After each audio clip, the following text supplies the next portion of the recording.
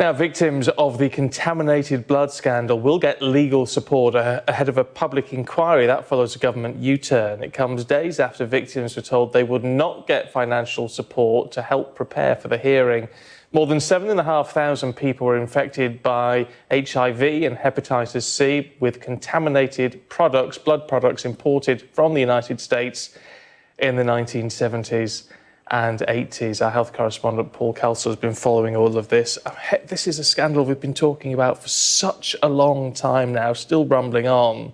Obviously, this is going to be welcomed now. It is, and it's really quite a dramatic U-turn by the government. So families have been, and victims have been waiting for, some of them, 30 years for a public inquiry to be announced. It was announced back last year, and the campaigners since then have been trying to work with the judge who's leading this during the consultation process on the terms of reference to the inquiry. Quite technical stuff, but what they've been asking for is legal representation to be paid for. These are people who are struggling with hepatitis C, HIV, some of them with both diseases, many of them not able to work, some of them having to work full-time and find time for this process, and they wanted support. They've cited the example of Grenfell Tower, where all the families there have received a promise they will get legal advice paid for. They were told on Friday by the Cabinet Office in no uncertain terms that Grenfell was exceptional, they would not get the money.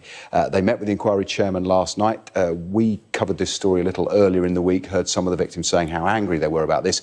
And then this morning, lo and behold, the Cabinet Office Minister, Chloe Smith, told Parliament that they changed their mind. In addition, Mr. Speaker, I can confirm that ministers have decided that reasonable expenses properly incurred in respect of legal representation for the purpose of responding to the consultation of the infected blood inquiry on the terms of reference prior to the setting up date will be awarded. Any claims will be handled by the solicitor to the inquiry, and it will be for that solicitor to determine these expenses. I hope, Mr. Speaker, that is good news to the House this morning.